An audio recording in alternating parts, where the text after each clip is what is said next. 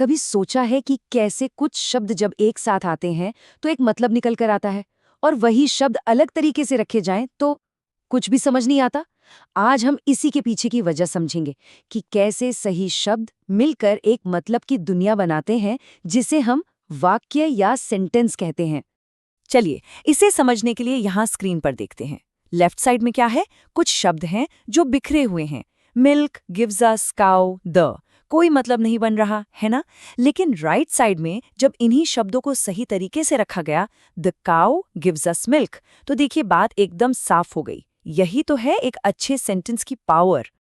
तो आखिर वो क्या चीज है जो कुछ शब्दों के ग्रुप को एक दमदार सेंटेंस में बदल देती है? आइए इस राज से पर्दा उठाते हैं। इन एग्जाम्पल्स को जरा देखिए। He is my brother, a car has 4 wheels, show me your book please. इनमें एक बात कॉमन है, हर सेंटेंस एक पूरी कंप्लीट बात बता रहा है। कुछ भी अधूरा नहीं लग रहा, कोई कंफ्यूजन नहीं है।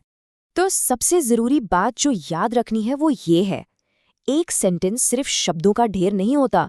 ये शब्दों का वो ग्रुप है जिसका एक पूरा मतलब निकलता हो। बस यही एक सिंपल सी परिभाषा है। अच्छा, अब जब हम ये समझ गए हैं कि सेंटेंस क्या होता है, तो चलिए अब उस ब्लूप्रिंट को देखते हैं जो इसे बनाने के काम आता है।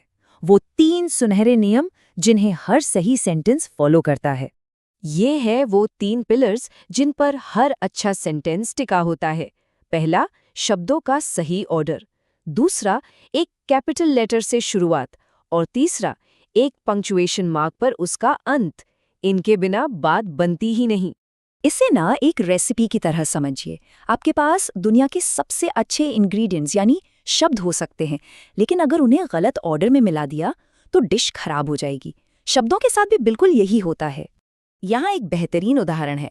लेफ्ट में है for is good milk health, एकदम उलझा हुआ, लेकिन बस शब्दों को सही जगह पर रख दिया, milk is good for health, और देखिए कितनी सीधी और साफ बात सामने आ गई। मतलब ऑर्डर ही सब कुछ है।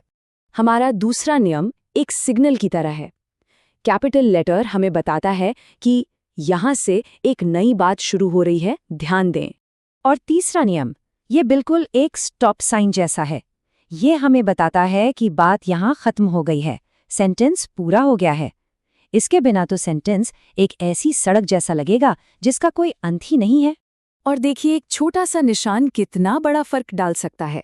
ही इज प्लेइंग के आखिर में फुल स्टॉप है, मतलब ये एक बयान है।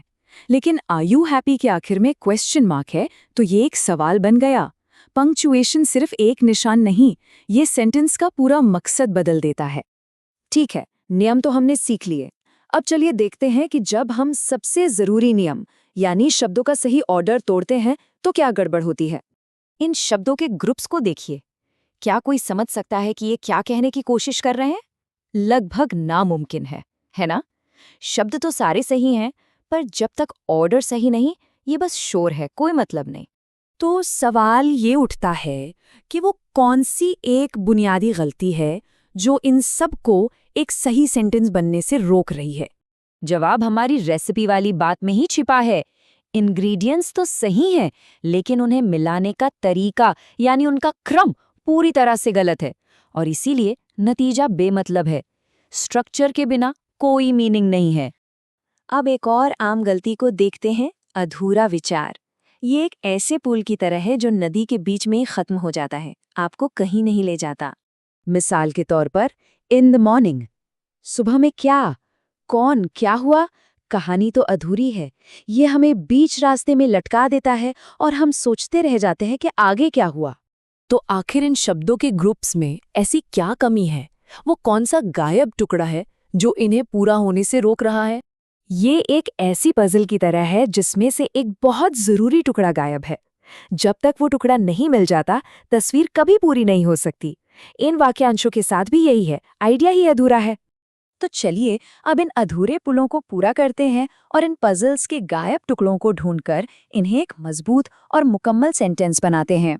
लेफ्ट साइड में है इन द मॉर्निंग, एक अधूरा टुकड़ा, लेकिन राइट साइड में हमने इसमें जोड़ा कि कौन, ही और क्या कर रहा है, गोज, और बस बन गया एक पूरा वाक्य। He goes for a walk in the morning. अब पजल पूरी हो गई है। बिल्कुल वैसे ही चिल्ड्रन आर अधूरा है। बच्चे क्या कर रहे हैं, कहाँ है? हम इसमें एक्शन जोड़ते हैं। Children are playing in the park. और अब ये एक पूरा साफ विचार है। और एक आखिरी बार एट द रेलवे स्टेशन हमें अधूरा छोड़ देता है। वहां कौन था? क्या हुआ? हम गायब टुकड़ों को भरते हैं। She met me at the railway station. अब ये एक पूरी कहानी है।